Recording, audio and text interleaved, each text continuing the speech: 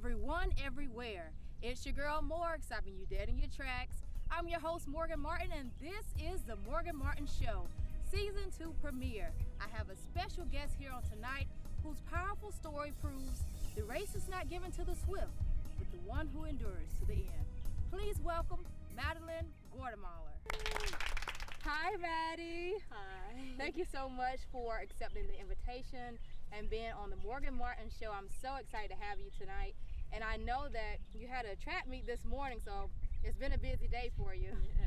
Yes, I'm so honored to be able to be a guest. So, thank you. Well, if you don't know, Maddie is a senior at Port St. Joe High School, and she is super involved. Tell us more about your school involvement. I'm in Key Club. I just got inducted to NHS. I'm also in SGA. I'm currently senior class president. I was junior class president last year, so I'm involved with the senior executive board. And I've also just run cross country since my 9th grade. I've joined the track team when I was in 8th grade, and I've been playing soccer since the 7th grade. So. That's so awesome. I'm so proud of you. And I know the road hasn't always been easy. You have such a passion for track, and at some point, you know, you cross a stumbling block. Tell us more about your story.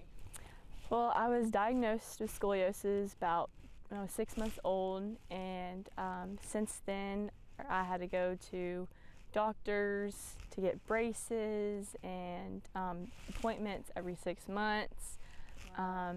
And I was so involved with just stuff in our community and stuff, so it was rough, and especially when it was time for surgery time and recovering from it and seeing my friends do the simple things as push-ups and, you know, just run, and I wasn't able to do that. And I just remember going to the grocery store and not being able to pick up heavy weight or heavy things because I wasn't able to. So it was definitely a struggle, and it was sometimes like just depressing almost, just not being able to do that just because I was so involved with so much going on. And so let's take a look at your x-rays and get a closer look at what your condition was like. Tell us what the right versus the left.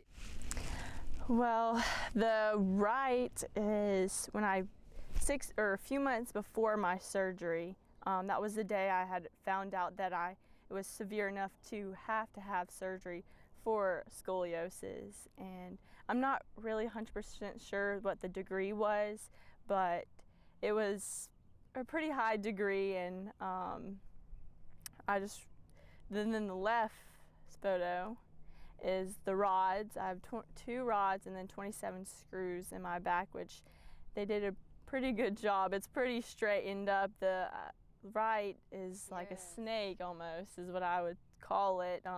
I would never, felt the arch in my back. I know that one shoulder was higher up than the other, but I just remember after my surgery, after having the rods built in, like in the left photo, I had to learn kind of how to re-walk again because I was so used to walking with one shoulder down. And when they straightened me up with those rods, it was like, oh, I have to learn how to walk like this. I'm walking correctly. Almost had a new body there. Mm-hmm. You had to get readjusted to what it was like. Yes, actually, it was crazy because after my surgery, and I was able to kind of learn how to readjust, I was in so much pain.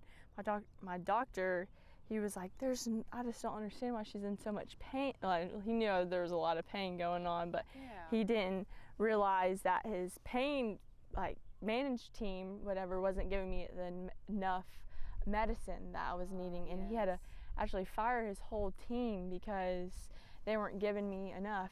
And they're a great hospital. I was at the All Children's Hospital, but I just remember not always being a complainer, but I was like, I'm hurting, and I just not right. Yeah. So, but it's crazy to even look at those pictures. Every time I look at them, I'm like, that was me. That's what it was like. It's very emotional to look at. But every now and then I'll set as my lock screen just as a reminder, hey, that's in me, I can overcome, That's right. You can do anything you put your mind to. Yes. And this story further proves that, and I hope that everyone else can take away from your story as well. Yes, I hope so. I want to share my testimony, and I hope to touch someone's life and, maybe change it and encourage others. And with track, it was when I was able to hit the track and able to run. I remember actually just being able to, the first time being able to run again, he cleared me, and as soon as my doctor cleared me, I ran out of the hospital not the hospital, but my doctor, and I just remember being like, I can run, and I always had this passion for running, especially because it's so mental, and I'm sure you know because you told me you were involved with track, so you understand it was very mental, and it just feels so much free whenever you're just able to do it on your own, and it's an individual, so you have to count on you. And also just in my faith, I've gotten so much stronger in my faith, just being able to know and rely on God that He can, pull anyone out of this situation, that just because I've metal rods or 27 screws doesn't hold me back. And I'm not a person who likes to say no about stuff, or, I'm up for a challenge. I'm up for a challenge. So, but track has just been one of those things that I've been blessed with, to be able to be a part of the team and the environment, a great coach who encourages, and I give a lot of credit to him just for my abilities, but also the most important, all my ability is from God. But Absolutely. I'm so blessed to have those resources here in Port St. Joe. So that's awesome. Yes. Awesome story. Tell me more about your motivation through the recovery process. What was your friends' response and your family? My friends were kind of shocked, because it's very kind of rare, and they didn't really know how to take it, because they're like, oh, Madeline is so she's so involved, and leader of the pack. Yeah, so they were kind of took it as a shock, but they were so supportive. I mean, they pushed me in my wheelchair, and they came and visited me, and just was able to comfort me in times that I needed, in prayer, and especially my community. My church was so giving and understanding, and my pastor, before my surgery, he came and he prayed with me, and so I just felt a lot of comfort, from them, and especially my family. They have supported me, and they have, given an arm and a leg for me, and they still would, and it's awesome. I'm really grateful for a family like that will support me and comfort me. So, and I'm very thankful for that. Tell me, what was your recovery like? I know you mentioned that you had scoliosis. How long did the doctors say it would take to heal, and what was the recovery like getting back on the track? I just remember I was at the time tumbling, and my doctor said, you're not going to be able to do a back bend, and you're not going to be able to do those things. And I was like, no, not me. I can do it all, that's the part that hit me the most, is just being able. And then I had these thoughts of, hey, what if something messes up with my surgery? What if I'm not able to, ever compete again? Wow. And just, those were all negative thoughts. And I know those were from the devil, but that's right. Definitely prayer helped me through that. But just the motivation part was just staying in the Word, and just having those friends and those families supporting me, and just wanting to get back to it. Like I said, as soon as I knew I could go run again, I was right back to it. And I think that is why I am today. I don't let it be an excuse. A lot of people don't know. They don't know my story, and that's okay, and I use it as a testimony, but I also don't want it to be an excuse to let it ever affect me on the track. That's right. And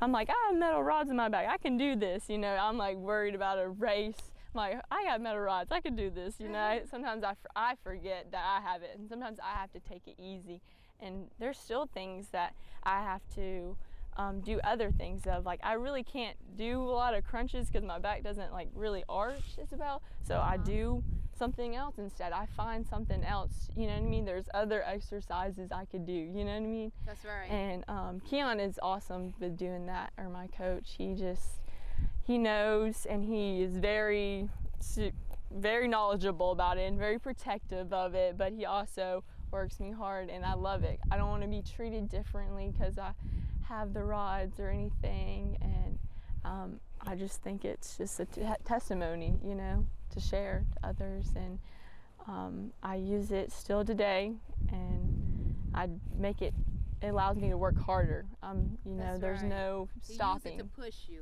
Push instead me. of to be a crutch. Yes. And that's what we have to do. What would you say the message is to anyone trying to hurdle an obstacle in the midst of their dreams? I would just say don't give up, and don't get in your head about it, and I would just say pray about it, and, you know, don't be scared, or don't let that hold you against you, you know what I mean? Just because you have something different from others, or you may be not stronger than others, but just have fun with it, you know. That's what it's most the best part about it is I'm out here having fun, you know. Yes. It's not about winning all the time, you know. It's just about enjoying. I must add. But yeah, you're absolutely right. It's not always about winning, but it's giving your all and trying your best. Yes, and yeah, for sure. I don't like to, when I don't give it my all, I feel unsatisfied, and from those days I've learned I will, you know, work harder, you know what I mean? Even a bad day, you getting out and trying is better than not trying at all. So, but that's good. That's a great message. But she does win. I have to throw that out there. Tell us more about your achievements. My 9th grade year, I first qualified for state for my 400-meter dash, and it was nerve-wracking. I didn't place there at the time, but I knew that it was time. Next year, I was going to hit it hard, and then yes, and then COVID happened, so I wasn't able to qualify for state or anything that track season. But my junior year, I went back to state, and I actually placed 5th in the 4x1. And literally right after I finished, I was the last leg on the 4x1. And as soon as I crossed that finish line, I had to go check in for the 400 meter, and I was out of breath, but I ended up doing pretty well, not PRing, but running one of my fastest times of the season. So that was awesome. And then as soon as track season was over, I got a few weeks off, and then it was summer track, AAU. And then, yes, I was able to qualify for the Junior Olympics, and I went to Jacksonville. And what was that like? Oh, it was crazy. There was people from all over the U.S. and from Idaho, Texas. People had drove hours just to come and compete, and I was like, I'm a Florida girl. Like, I'm so used to it. And it was awesome because we actually competed on the same track state was, so I was used to the track. Oh, and that was a good yes, it was. It was. So I was able to do the 400 and the 200, and I just remember they had us all mixed up. There was people running really fast, faster than me, a little slower than me, the same pace as me. So it was all like jumbled up, and it was really intimidating, but you it have was a little self-help talk. Yes, I do. I have this. My mom says you get all like cocky, like you get all like this confidence in you. Yeah, I'm like, I have to. You don't understand. I was like, I'm a humbled person, but coming to track, game time. yes, That's right. you just know. You can look at people and you're like, oh, they're fast, like, you know. So I had to have a little pep talk, but it was awesome. It was a great experience. I hope to maybe qualify again this year. Also, a few of my teammates qualified, and it was awesome to see them compete, and but it was a great experience. I would hope to go back again. Well, I'm rooting for you. We all Thank are. you. You're so gifted and talented. So tell me what all the events that you run. Really, I just run whatever coach puts me in. You're up for the challenge. Yes, it's actually funny because you never know if I'm running long distance one day or I'm sprinting in the 4x1, the last leg. But my events this year were the 4x4 and the 4x1. I did the 400. I ran the 800 a few times. Also triple jumped. Wow. Yes, and a little bit of it all. I used to long jump, but I moved to triple jump because I like that one better. I was a little better at long or triple jumping, and then the 200. So those were my events from all over the place. But he'd put me in really any relay team there was. So, but I enjoy them all. Whatever he puts me in, I'm like, so okay. No favorite event.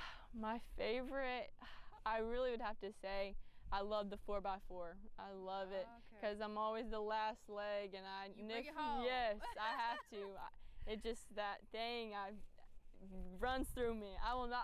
If we're in dead last, I will not let us get last. That's one thing. I don't like to be last. So. I know that's right. Yes, but yes. That's great. So you think, I ran track back in my day. I'm not that old. It was probably middle school, 8th grade. You think I could still run? Yes, I think you have it in you. Oh yeah. Yeah. Well, we're gonna see. Maddie and I are gonna race. Let's see. I don't want to do the 100 because that's cheating, because I don't have enough time to build up my speed. Okay. So maybe the 200. I'm gonna put the camera at the end, and best of luck. Best of luck. Good luck. We know who's gonna win, but y'all can root me on anyway, just for fun, right? Well, we thank you for being on the show. The Morganites and I have learned so much about your powerful story. I hope you guys have a lot of takeaways, and is a Nike gift card waiting at the end of that field, so we'll see who wins. Yeah. Are you guys ready? Root me on. I'm ready. Let's go. Oh, thank you so much, Maddie. Thank you. Let's get to the track. All right, Maddie, no cheating. I didn't stretch. Are you guys ready? Send some hearts and likes if you are.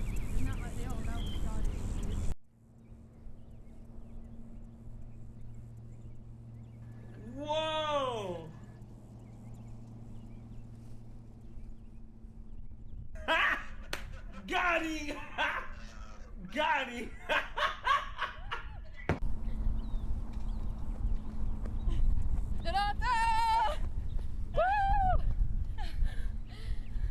Well, you've seen it here for yourself, folks. And Maddie said I didn't do too bad, so I'm pretty okay with that. We're good and tired. Maddie had a track meet this morning, and I'm good and rusty, so looks like she's going home with the Nike gift card. Thank you so much again for joining the Morganites and I on the Morgan Martin Show. Thank you. It's been awesome. Thank you guys for tuning in to the season 2 premiere of the Morgan Martin Show. I'll see you guys next week. Catch the Morgan Martin Show Mondays at 8 p.m. Eastern Standard Time on Facebook Live. Real talk in real time with real people. To rewatch the episodes, follow Morgan Martin Media LLC on Facebook. Subscribe to Morgan Martin Media on YouTube. And don't forget to show some love on Instagram at morgan.martin.media. As always, stay tuned for more.